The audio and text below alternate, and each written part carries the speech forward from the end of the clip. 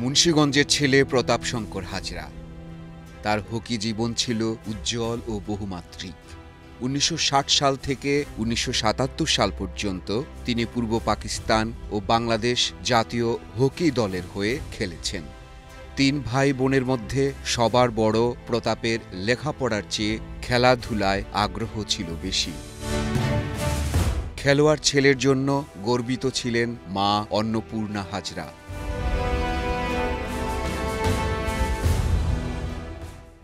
আমার বাসাতে তো আমার বাবা ছিলেন পড়াশোনার মানুষ। উনি সেই জমানায় এন্ট্রান্স ম্যাট্রিক পরীক্ষায় ৩টা লেটার নিয়ে ম্যাট্রিক পাস করেন।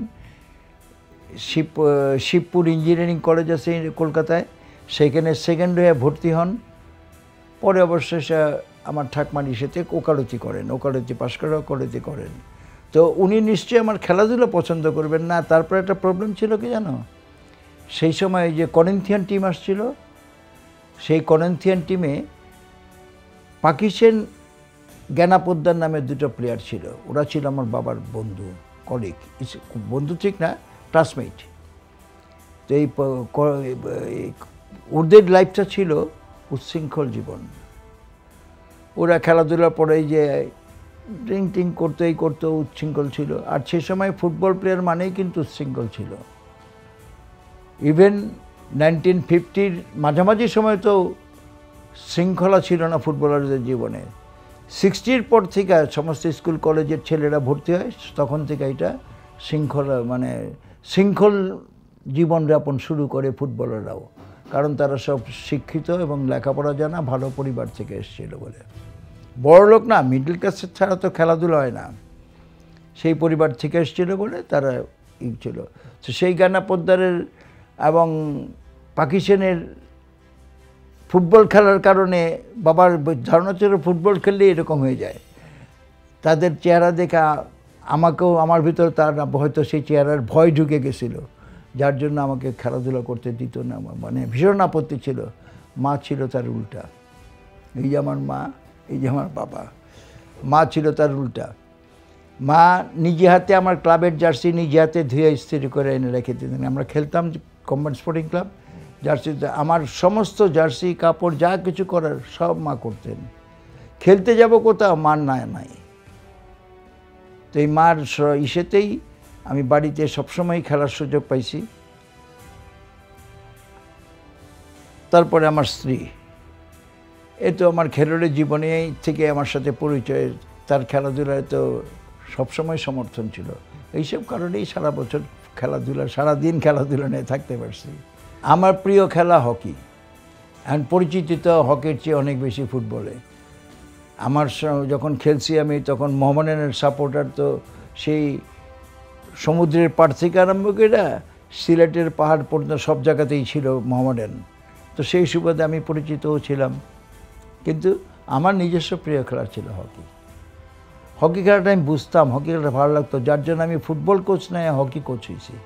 আর্মেটলা স্কুলে এক সময় হকির টিম ঢাকা ইস্ট পাকিস্তান হকির টিম হইলে পরে আর্মেটলা স্কুলের ছাত্রই থাকতো 18 জনের ভিতরে 16 জন, সব আমাদের ঘনিষ্ঠ লোকজন, সিনিয়র ভাই জুনিয়র ভাই এরা মিলা সব। হকি ফেডারেশনে এই বছর 4 আগ পর্যন্ত সব কর্মকর্তা ছিল আর্মেটলা স্কুলে আমাদের হকির। এরাই আস্তে আস্তে সীমিত হয়ে গেছে। এখন তো হকি ফেডারেশন তো, যদিও এখন আর্মির একজন রিয়াজ আসছে, সে হকি প্লেয়ার ছিল, এক্স হকি প্লেয়ার ছিল, কিন্তু তারপরে আগে যারা ছিল তারা তো হকি দেখে নাই। হকি নিয়ে হকি প্লেয়ারের ফেডারেশনের সেক্রেটারি, এইটাই তার বেশি ছিল ফিলিংস, কিন্তু হকি সম্বন্ধে তার কোনো ফিলিংস ছিল না।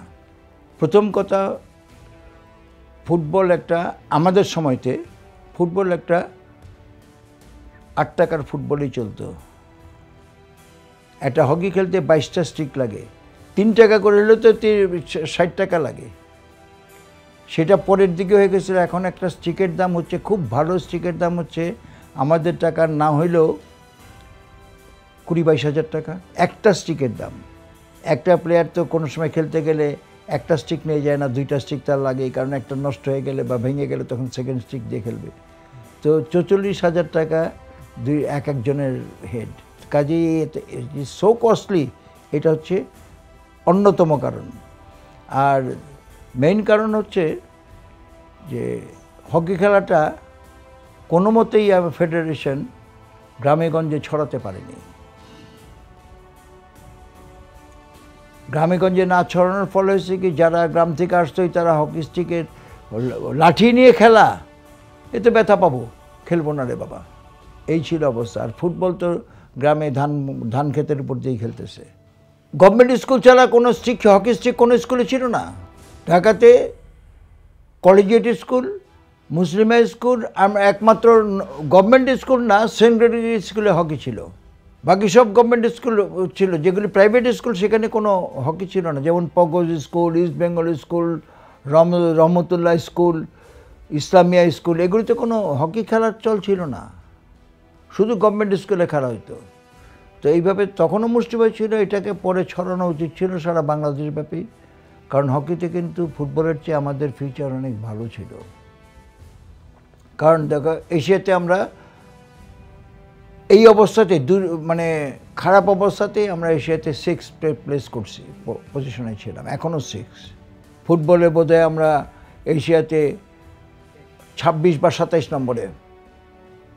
তাইলে হকি যদি করা যায়, যদি আমরা চায়নাকে আমরা হারাইছি, চায়নার কাছে হারছিও, চায়নায় 5th থাকে।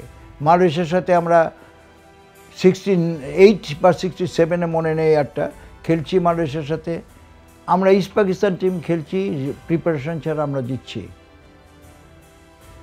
সেই সময় আমরা শুধু জিততে পারিনি অস্ট্রেলিয়া এবং নিউজিল্যান্ডের সাথে। তো সেই সেন্সে তো তোমার হকি যদি আমরা ডেভেলপ করতে পারতাম তাহলে এটা আমাদের জন্য খুব ভালো হতো।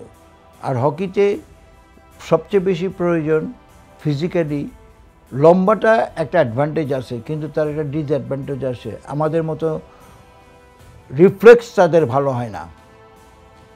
একটা 5 ফুট 6 ইঞ্চেসের প্লেয়ারের যা রিফ্লেক্স, বা 5 ফিট 8 ইঞ্চেসের লোক একটা প্লেয়ারের যা রিফ্লেক্স, 6 ফিট অ্যান্ড অ্যাবোভের কিন্তু সেই রকম রিফ্লেক্স থাকে না। সেই সেন্সে আমরাই ভালো খেলতাম, যার জন্য নাকি ইন্ডিয়া পাকিস্তান এত বছর হকিতে শাসন করছে। এটাকে ভাঙার জন্যই অ্যাস্ট্রোটার্ফ আসছে। হ্যাঁ, আরও বছর 10-15 যাক, আমাদের এই পাকিস্তান ইন্ডিয়া জাগবেই, উঠবেই। আর অ্যাস্ট্রোটার্ফের সবচেয়ে বড় কথা, ঘাসে খেলতে এত ফিটনেসের দরকার পড়তো না, ফিজিক্যালের এবিলিটির দরকার পড়তো না। এখন কিন্তু সাংঘাতিক ফিজিক্যাল এবিলিটির দরকার হয়, সাংঘাতিক ফিটনেসের দরকার হয়, তাছাড়া অ্যাস্ট্রোটার্ফে খেলা যায় না।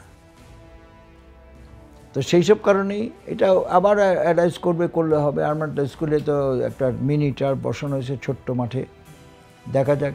কিন্তু পরিবেশ তো নাই। আগে আর্মাটা স্কুলের ম্যাক্সিমাম ছেলে ফার্স্ট ডিভিশন ক্লাবগুলিতে ভরা থাকতো, এখন তো একটাও নাই। এর অবশ্য একটা মূল কারণ হচ্ছে রশিদ স্যার, আমাদের ড্রিল টিচার। সেরকম ড্রিল টিচার হয়তো পাচ্ছে না, স্কুল হচ্ছে না, হয়তো পেলে আবার হবে। আমার জীবনে আমি কোনখানে কি ম্যাচ খেলছি, ম্যাচ খেলার পরে আমি বলতেও পারবো না আমি কেমন খেলছি, কিভাবে খেলছি। শুধু একটা ম্যাচের কথা আমার মনে আছে, করাচিতে 1967-এ সৌদি আরব ভার্সেস পাকিস্তান। এই ম্যাচটা খেলছি, আমার মনে আছে। আমরা 3-3 প্রথমে 3 গোলে লিড নিয়ে পরে 3 গোল খাই, 3-3 ড্র হয়। কিন্তু এই ম্যাচে আমার স্মরণীয় ম্যাচ, ওই ম্যাচটা আমি খুবই ভালো খেলছিলাম। আমার নিজেই ফিলিং ছিল, ওই একটা মাত্র ম্যাচে ফিলিং ছিল আমি খুবই ভালো খেলছি, এবং যা কিছু করার দরকার সবই করতে পারছিলাম রাইট আউট পজিশন থেকে। সেটাই ছিল আমার জীবনের, আমার কাছে অন্তত আমার জীবনের শ্রেষ্ঠ ম্যাচ এবং একমাত্র ম্যাচ, যেটা আমি মনে রাখতে পারছি বা আমি বুঝতে পারছি যে আমি ভালো খেলছি। হকি যখন শুরু করছি, তারপরে যখন 61-এ ফুটবল শুরু করলাম, ফুটবলের ডিম্যান্ডে আমি হকিটাকে অত রাখতে পারিনি।